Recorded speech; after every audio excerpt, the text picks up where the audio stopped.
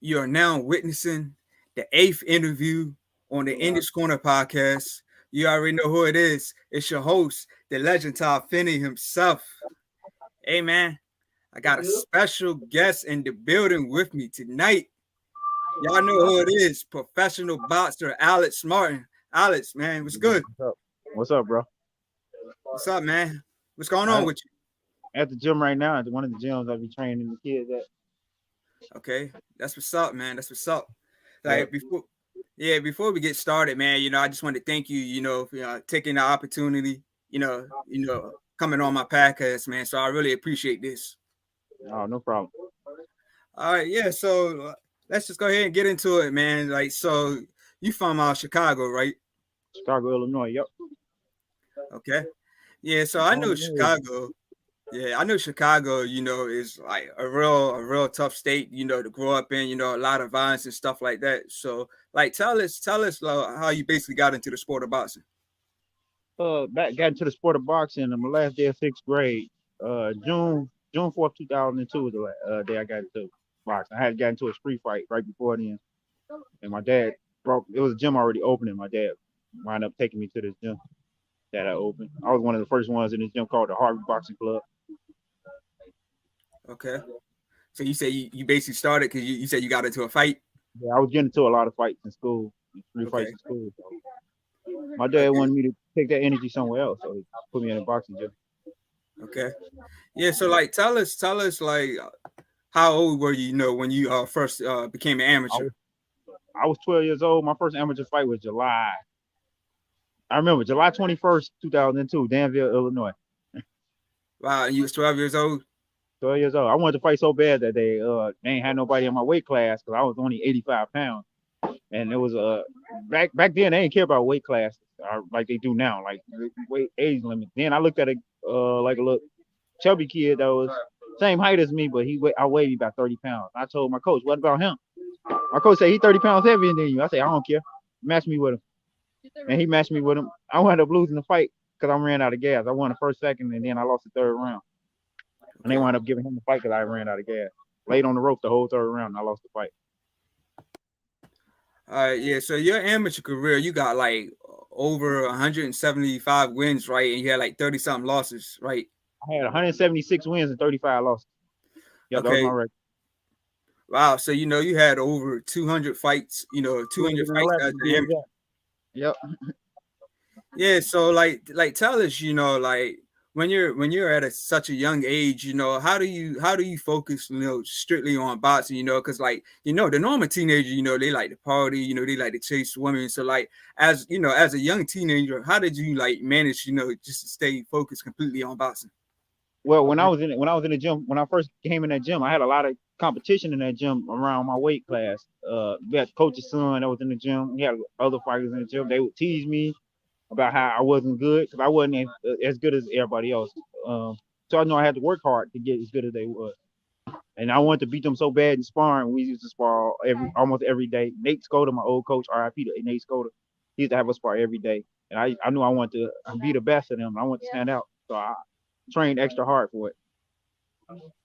Uh, that's what's up, man. Yeah. So like the traveling, did you do a lot of traveling as an amateur? Oh yeah, definitely. When I first started going to national tournaments, we would pack up the van, sleep like two to a bed. We go to like different tournaments, Junior Golden Gloves, Junior Olympics, Silver Gloves, all them tournaments. So yeah, we traveled a whole lot. Yeah, that's what's up. Then as a senior boxer, when I got on the USA team, we started traveling overseas, going to Poland, Italy, all them places. That was Wow. a good experience. Yep. Wow. Poland and Italy. Poland, Italy, Germany, England, just to name a few. Yeah. So how was that experience? To travel the world at such a young age. That was one of the best experiences that I had as an amateur. I kind of missed them days, like to like the early 2010s, like 2010, 2011. Mm-hmm. I kind of missed them days. I was ranked number 2 behind Earl Spence, and a couple times they would take the number 1 guys. Earl Spence couldn't make it, so I would go in Earl Spence's place. I think we went to it was called the European Challenge, so we went over to Europe, all over Europe. We went to England. We stopped in England, then we went to Italy. Then I think we went to Germany as well. So 3 different spots in like with the span of a whole month, and we just fought like in duels against them. Wow.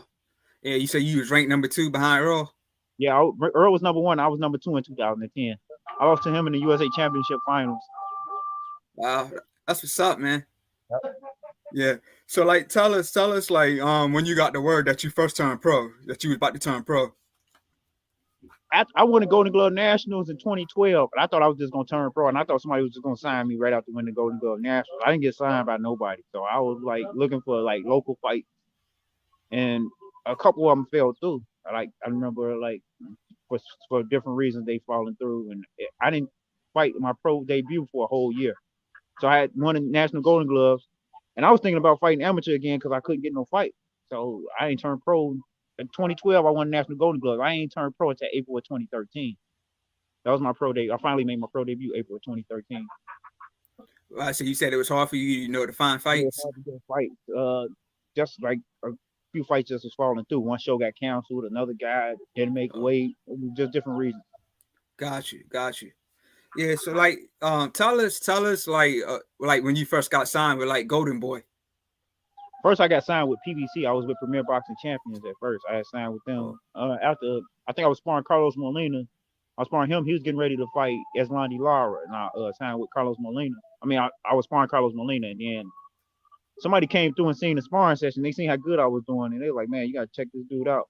And they wound up signing Louis DeCubas Jr. wound up sending me to Al Heyman. And I signed with Al Heyman, the Premier Boxing Champion. I got to 13-0 with him, with Premier Boxing Champion. Then I took 3 losses in a row. And contract was up, and I didn't re-sign with him for whatever reason. Then I took like 2 years off of boxing. Mm-hmm. Come back to boxing. Guy Joe Zagarino from New York reached out to me, say, "Let's try to do this again." And when I went to New York, trained a couple months, took a fight on a 4-day notice against Angel Fierro. I think Golden Boy was about to sign him, and I wound up upsetting him on a 4-day notice. I thought I was gonna get signed in, didn't get signed, so we just waited around. Then next thing I know, I got a shot for a title. They're like, "We got a shot for you, fight for you to fight for a title, WBC title." Guys, 21-0 with 19 knockouts, and Luis Hernandez. So I was like, at first I wasn't gonna take it. I'm like, nah, I don't know. Then I went and looked at his film on him, and I'm like, man, this dude sucks. I can beat him easy. So I went on and took it, and I wound up winning the title. Yeah, I was going to eventually get into that. So yeah, so you said you signed with PBC first, and then you branched on to Golden Boy once your contract was up. Golden Boy signed me right after that. Me winning that title, like within a couple months after me winning that title, Golden Boy signed me. I think Bernard Hawkins had a lot to do with that. All right. Yeah. So like, 2017, had to be a tough year for you. As you mentioned, you took 3 losses straight. So yeah, what you got to think about that first loss with Miguel Cruz. That was not a loss. I mean, I beat him up and down that ring, all over that ring, every round. I think every round I whooped him. You can get him one round to be generous. He not win that fight. Everybody know. If you thought he won that fight, you don't know nothing about boxing. Right. Yeah. So like, how did you manage? After taking 3 losses back to back, but how did you manage to go back to the drawing board, come back stronger? Because after that, you went on a 4-win streak. I mean, I just thought about my son. I had to get provide for my son. That's all I had to do. I just thought about that. He motivated me. My son still motivates me to this day. Even though I haven't seen him in a couple of years, still motivates me to this day to keep pushing hard and keep trying to win that world title. All right. That's what's up, man. That's what's up. I still want to win that world title, and I will. All right. Yeah, so yeah, I'm gonna go ahead and get into that. Your bout with Luis Hernandez. 2021. I know it was a big year for you.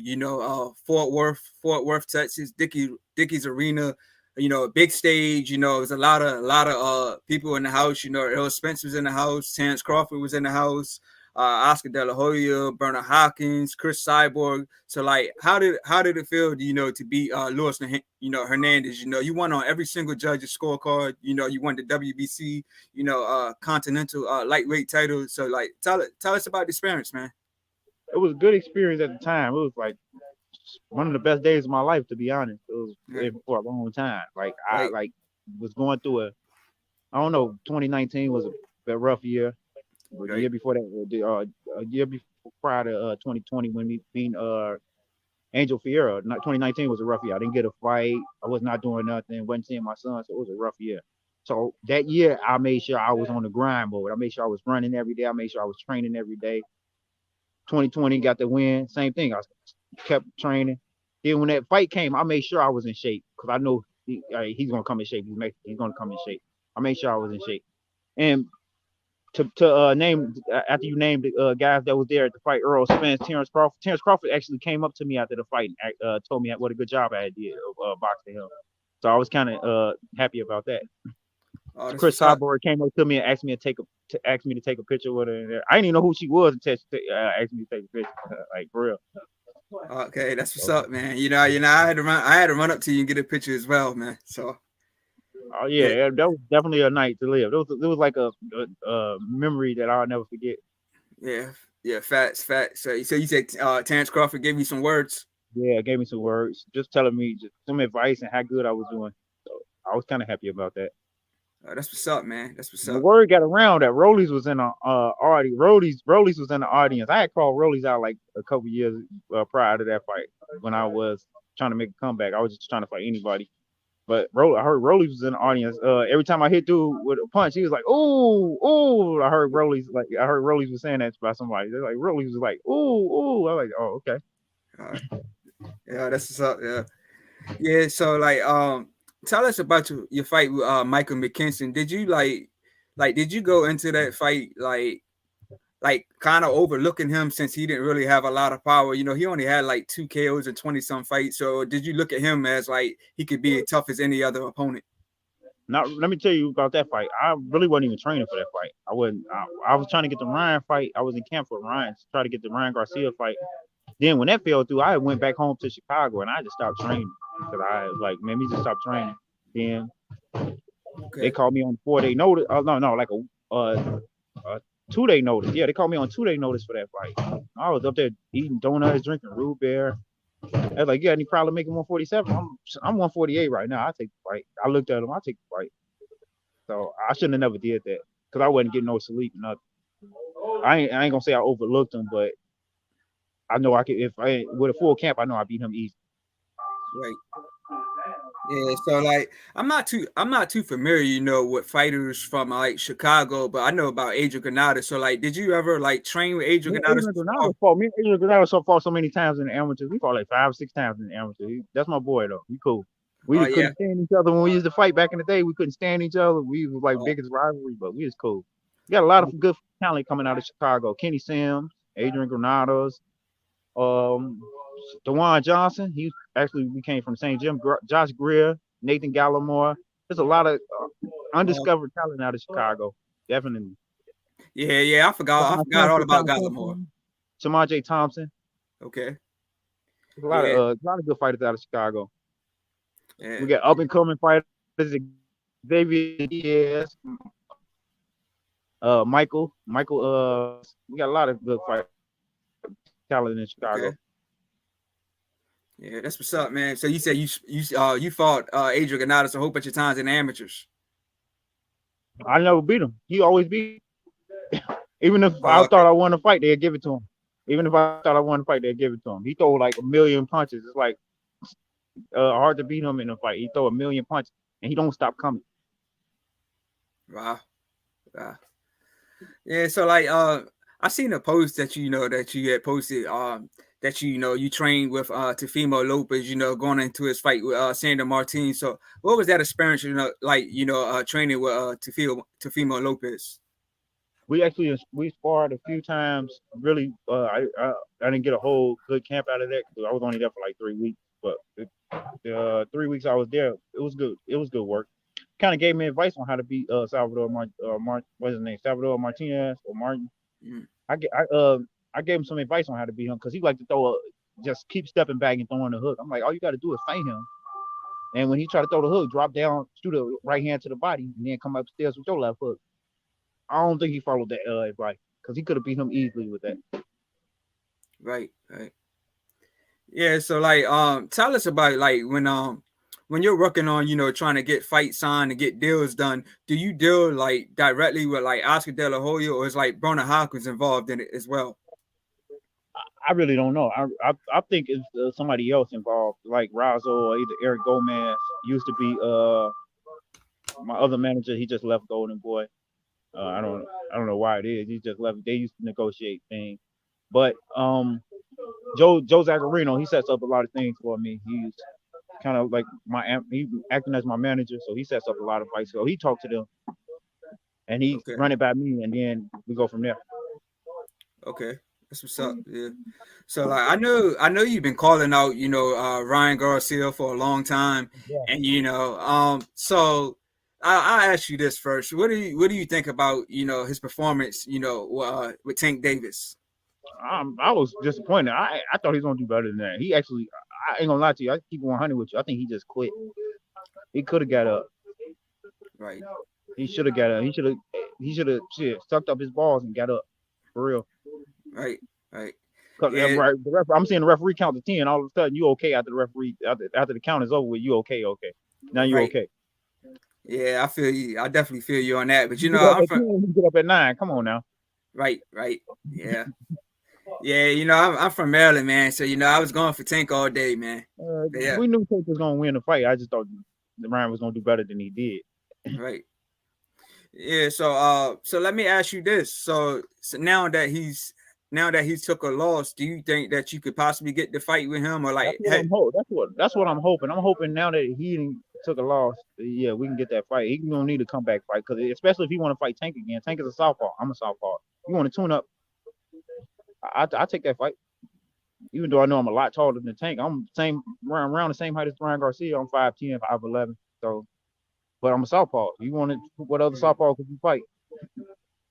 We both yes, are golden boys, so let's fight. yeah, You win, facts, you win. I win, I win. Like I'm not scared to lose. I want to fight. I want to fight the best. facts, facts. So why you think, like, since y'all both signed with Golden Boy, and you've been calling it out, why you think the fight never happened, like before he fought Tank? Well, before he fought Tank, when he fought that guy, we was calling him out. Before he got that fight with Emmanuel to go, when he was making that comeback fight, I was calling him out. I wanted to be the comeback fight, Mm, but I guess for reasons they didn't want to take it. I don't know. Maybe I was looking too dangerous. Maybe they seen that I was in camp. I was posting a lot of stuff which I shouldn't have posted on social media. Me being in camp, I should have never posted I was in camp because I jumped in camp and I was in camp like right after Thanksgiving, like, and the fight was gonna be in April. I was right. I was definitely gonna be ready for that fight in April. I had went got- to Colorado Springs in high altitude. I was training at Coach Lev gym in Colorado Springs. So mhm, I was ready, but never happened. got you. We had Yes. made posters. We had made posters with me and Ryan Garcia on the picture and everything. So we was ready. Yeah, yeah, I seen them, man. So I know you calling. I know you've been calling them out. I know you want this fight. So like, if you had the option, would you rather get the rematch with Oscar Dorado, or would you rather go with Ryan Garcia? I'd rather get my rematch. I'd rather get the rematch. I definitely rather get the rematch. I Uh, tweaked that fight. That was not me in that fight, and I know I'm a way better fighter than that. okay. I should have boxed circles around that boy, but I stood.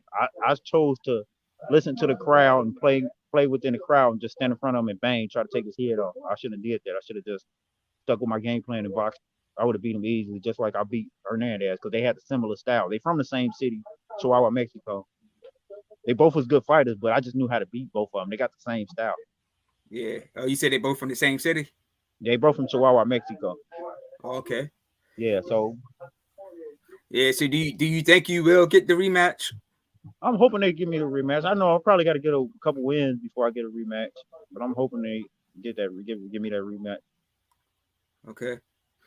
All right. Yeah. I hope you. But I then hope you I get that kind of under rematch, man. I kind of underestimated him going into that fight too. I'm like, I'm gonna fight him the same way I fought Hernandez, and I'm gonna beat him the same way I beat Hernandez. So I kind of underestimated him. But when I went in there, it was a different story. I Gotcha, played into that crowd. gotcha. Yeah, like so, tell me, some fights, that you're looking forward to that that hasn't happened. Like me, of course, I'm looking forward, to Terrence Crawford, Errol Spence, and like Joshua Waddle. So, like, what's some fights that you looking forward to? I would like to see Canelo and Benavidez. I love to see that fight. I think Canelo beats Benavidez with the performance of last performance of Benavidez. Benavidez doesn't look so high against Caleb Plant, so I would love to see that fight against Canelo and Benavidez. Yeah, What's another fight I look forward to? I love to see Shakur Stevenson and Devin Haney. Nobody talks all right, about that. I love to see that fight. Uh, okay, yeah, Frank Martin and Isaac Cruz. I love to see that fight. I think Frank Martin beats Isaac Cruz, but I love to see that fight. yeah. You like me and you, we on the same page, man. Yeah, of course. I want to see, Canelo and Benavidez too. They both beat, Plant. I think Canelo, did it better, but Plant had a better training with Brad, man. So yeah, man, I'm hoping that that fight happens. Two Mexican warriors going toe to toe. Yeah, Definitely, them definitely some fights that gotta happen. And also, I would like to see Charlo and Demetrius Andre go at it. I yeah, love to see man. that fight. Yeah, man. Me and you thinking alike, man. Yeah. So like, yeah, so my next question, man, like, like in the sport of boxing, man, there's a lot of politics, there's a lot of fighters getting tested positive for PEDs, there's bad reffing, there's bad judging. So like, what's one thing that you would like to see change in the sport of boxing? They can't take we can't get no drug test. We can't be drug tested right before we getting drug tested 2 hours before the fight happened, and then the results come back 2 weeks, and then we don't know. And I don't hear nothing because I got drug tested my last fight Mhm. a couple hours before the fight. I know I'm clean. You drug test me. I know I'm clean. I don't know about my opponent though. I don't know what they ain't sent me nothing. So they got to do something. I think they got to change that. They got to do better with that. And I think I remember when I was an amateur USADA, they called it USADA. They used to come to our house randomly and drug test us. I think they need to start doing that for all boxers. So you said they I would know come that to your probably costs a house. lot of money and a lot of headache, but they need to start doing it for all boxers. Come to randomly drug test us. I remember USADA showed up at my house when I was on the USA team. They showed up at my house at 3 in the morning, drug testing me. Like I'm like, man, who's just knocking at my door, not waking me up out my sleep, and I got a piss test at 3 in the morning. Wow. Yep, they need to start doing that more. Yeah, see, I knew about drug testing agencies can come to your house, but and I've heard stories, they can run up on you anywhere and ask Yep, for a drug test. But yeah, I didn't know they'd be coming to the house 3 in the morning. yep. That's it. That's what they need to do though. Let's Wow, take boxing. I mean, you can get killed in that ring. Real talk. facts, man. And I know I just read about it was Yeah, I think Filipino boxer just died. Just died. yeah, that's Yeah, what I was getting ready to mention. Yeah, I think it was named Kenneth Agano or something like that. I feel sorry for his family too. And he just passed away from I don't know what it was from, but I know had something to do with boxing, and he had won the fight. Yeah, I mean they said yeah he collapsed after they announced the decision or something like that. So Yep. yeah. Yeah, that's the same thing I said, man. I agree with you. I'm 100 with you on that, yo. Like the drug testing thing, it seriously needs to be, changed. Like you said, man, it's fighters that's been going into comas after fights. It's fighters Yep. that's slurring the word. So yeah, man, this drug testing thing it's definitely got to step up, in the boxing world, man, for sure. After all that last fight, even after McKenzie fight, McKenzie wasn't no big puncher, but like you take a lot of a lot of wear and tear on your body. I feel like I was in a car accident. I woke up the next day. I thought I was in a car accident after that, man. It's like that's how I feel. Like this shit hurt. Wow. So even though his record says he's feather fisted, so he actually got some pop in his punches. And it wasn't even my face. It was my shoulders and shoulders and back. I was like, it's a lot of wear and tear on your body when you get in that ring. Facts, man, facts. Yeah, so like after boxing's over, like after your career's over in boxing, like do you see yourself, staying within the sport, training, maybe coaching, Oh like yeah, what's definitely coaching, promoting, and managing. Yeah, definitely. I'm already in the process of doing all that right now too. I'm building for the future right now. I got a couple fighters up under my wing that I'm taking up under my wing that I've been training, and I'm getting them ready. They want to be a future world champion. I'm trying to get them the knowledge I know of the sweet science, so I can get them to that level. that's what's up, man. That's what's up, man. Yeah, so like my last question, man, is like I know like sometimes when fighters, when fighters take losses, they end up firing their trainers. So like when a fighter, gets a different trainer, does their former trainer have like any feelings or like animosity or resentment towards them? Uh, I would think, but they shouldn't because they're not in the ring. They're not getting in the ring. If they feel like a change got to happen, if they're not getting right with that trainer, then it's time to move on. You love them from a distance, or you gotta put them in a different position. Like they can't be your head coach no more. You gotta find something else for them to do. And coaches got to understand that. Coaches got to like see where a boxer is coming from. Like if you're not getting me there, if you're not getting the job done, I got to move on. I feel Facts. like that's the same thing with Ryan. Ryan left Renas, what is Canelo's trainer name, Eddie Renasso, whatever his name is, and went with Joe Goosey. Hmm. I thought that was a big mistake when he did it in the beginning because Renasso was a good trainer. I thought he should have stayed with him, and I guess Yeah. he's trying to get back with him now, and probably gonna be the best move for him. Yeah, I was seeing that too. He had Renato and then he went with Goose, and now I'm hearing he's dropped Goose and trying to get back with Renato. Yeah. And that's probably gonna be the best move for him. Yeah. So like tell us about like cause you change trainers. So like tell us your reason for changing trainers and do you feel improvement with your current trainer? Well, just now I'm in the process of working with my old trainer that I used to work with in the amateurs. He had a pro style, Stephen Cooley. He actually grew up with my in the same boxing gym as my other coach, Mark Cheer. They grew up in the same gym together. Steve Cooley is a southpaw. I can relate to a southpaw. He can teach me more things than I think Mark Cheers can from the southpaw standpoint. Cheers trained me how to because he trained me how he would fight at southpaw. That's how he trained me. But Coach Cooley is the actual southpaw, so he trained me how to be slick, the slick southpaw. The stuff I was doing in the amateurs. I never lost with Steve Cooley in my corner when I was in the amateur. We went to the ringside tournament, won the ringside tournament with the Golden Gloves. We won the Golden Gloves. And I won a lot of tournaments with Cheers, but I never lost the fight with Cooley in my corner. Wow, that's what's up, man. So I'm back in training with him. You'll see how this next fight go. When we get the fight date, we're gonna get on the grind. You're gonna see a different Alex Martin. All right, that's what's up, man. I'm definitely looking forward to that. So like when can we expect to see you back in the ring? I'm looking to get back in the ring either end of July or the beginning of August. I would love to fight. I call somebody out right now. I love to fight the winner of the main event that I fought on. Masito Gaston. I love to fight him. The Southpaw. I'm a Southpaw. Well, he beat JoJo Diaz. I was looking to Mm. fight JoJo Diaz. He beat JoJo Diaz. Now I'm looking at him. All right. I love to fight him. In the future, I would love to fight William Zepeda. William Zepeda is a hell of a fighter. I love to get in the ring with him. Another All right. Southpaw. We're Golden Boy. Yeah. Yeah, man. So yeah, I hope you get all those fights that you want, man. I hope you get your Avenger lost in your Gerardo, man. I hope you get that Ryan Garcia fight, man. Show up and show out, man. Oh, you know it. Yeah.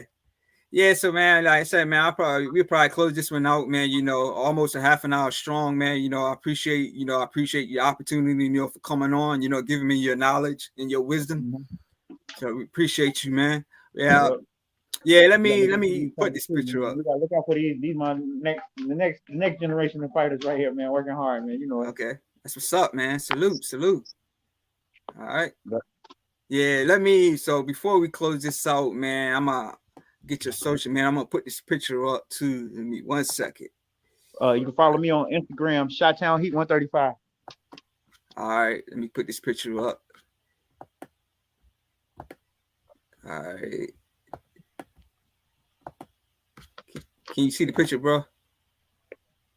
Oh yeah, I see it definitely. Yeah, I Yes, remember that. yeah. Yeah, so Yep. that's when I ran up to you, after you win over Luis Hernandez, you just captured the WBC, Continental title. So man, I know that was a huge moment for you in your career, man. Oh yeah, definitely. I think that was the biggest win. Yep. So far. Yeah, I was excited, to be a part of it. Like I said, huge event, in a huge state. A lot of boxers, a lot of celebrities in the house, man. So I know you did your thing that night, man. You showed up and showed out, man. Yeah, I think I put on the best performance that night. I think I had the show. I think I stole the show that night. All right, all right. Yeah, man. So like I said again, man, I appreciate you. I appreciate you, coming on, man. Like I said, man, I hope you, avenge your loss to Gerardo, and I hope you get all those fights that that you want. All right, thank you. Yeah, so we gonna go ahead and close this one out, man. Y'all know where I'm at. I'm on IG as the Legend 3347. I'm on Facebook as Todd Finney, TikTok the Legend 3347 as well. And you guys just witnessed the 8th interview on the In This Corner podcast, man. We out. We'll see y'all again soon. All right, see y'all. Peace.